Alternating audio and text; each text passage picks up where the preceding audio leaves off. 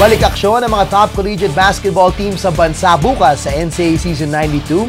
Sa first game, magsasagupang defending champions na Colegio de San Juan de Letran Knights at ang San Sebastian College Stags. Target ng Letran na masungkit ang kanilang pang-apat na panalo habang gusto naman ang San Sebastian Stags na umakyat sa team standings. Sa second game naman, magtatapat ang Arellano University Chiefs at ang Mapua Cardinals.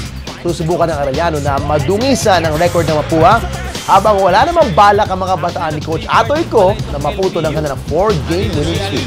Sa third game, maghaharap naman ng San Beda Red Lions at ang University Perpetual Health Altas. Wala pa ring talo sa 4 nilang laro ngayong season ang San Beda at susubukan nilang maipalasap sa Perpetual ang pangalawa nilang talo ngayong season.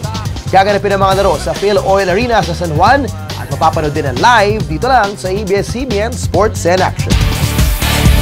Isa sa mga title favorites sa Season 92 ng NCAA ngayon ay ang Mapua Cardinals na pinapatunayan ang kanilang pre-tournament billing dahil hanggang ngayon ay wala pa silang talo.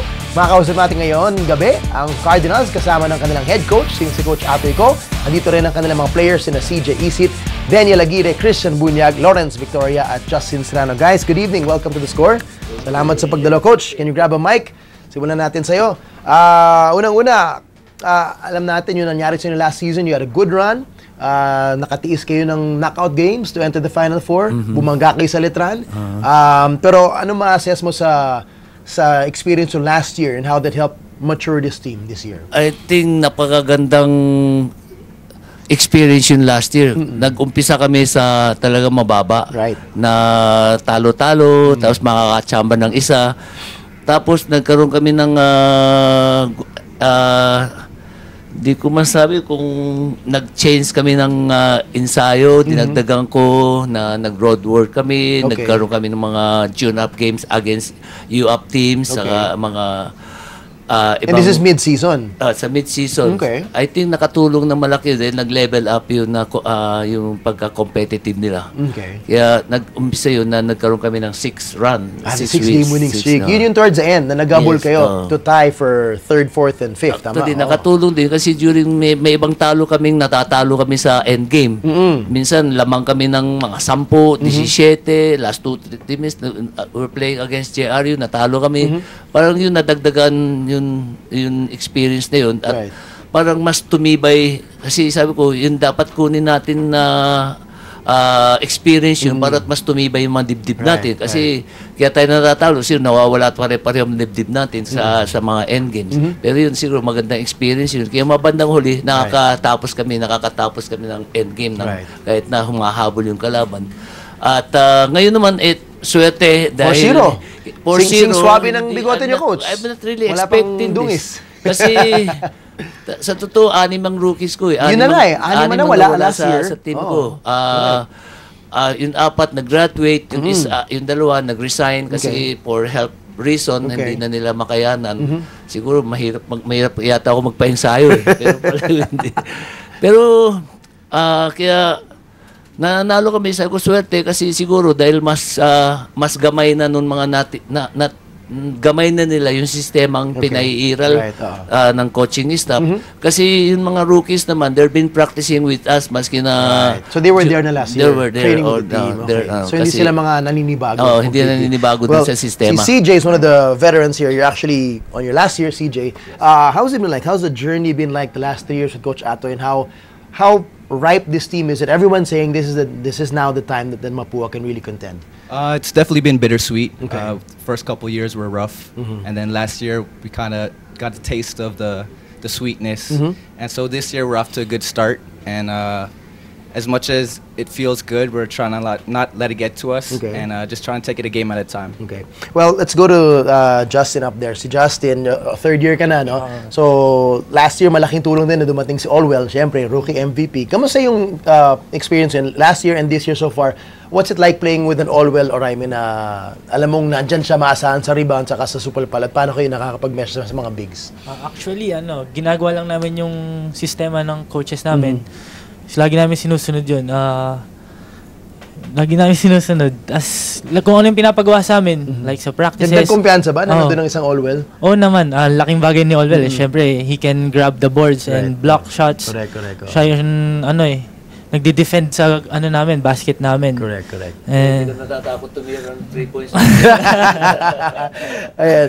Si Daniel naman, second year na ngayon, no? So last year rookie ka. Kamusta yung rookie season? Isang magandang rookie season, Final Four team, magandang run. Paano nakatulong to para sa'yo na ihanda ka for your sophomore year this year?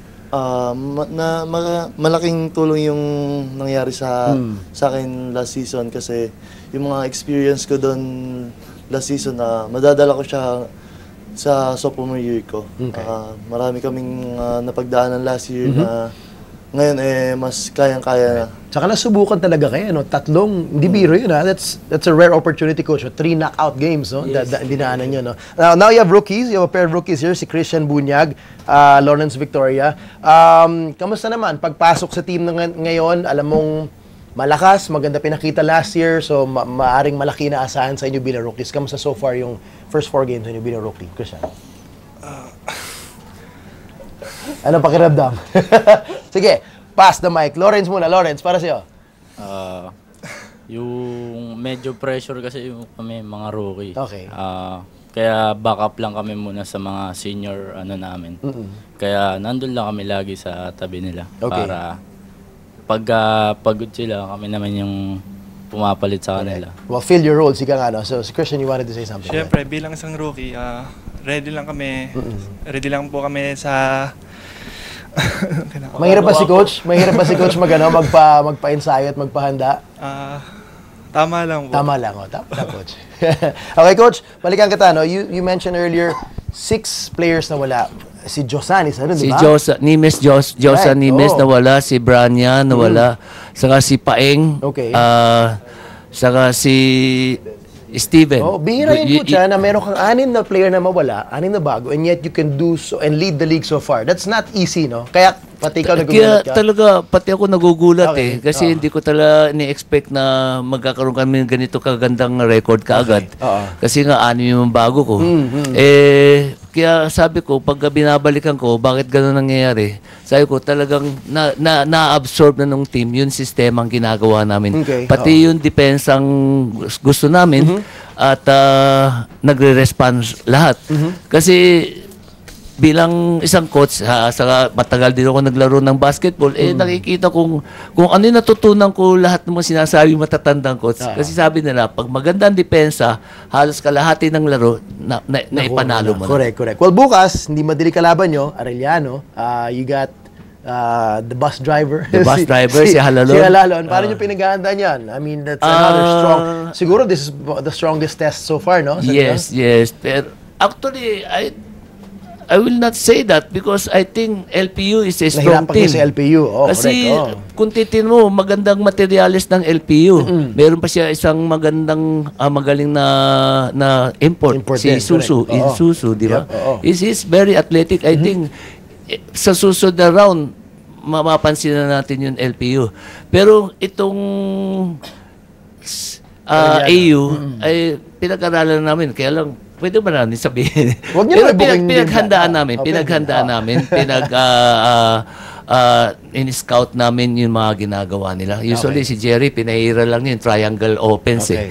Kaya, pero siyempre, hindi may iwasan yung galing ni the bus driver, ni Correct. Halalon. Pero Grabe may siya. paraan kaming nakaplano kung anong gagawin Well, namin. CJ will be one of the guards who will try to handle him. I mean, how do you contain a guy like Giovanni Halalon?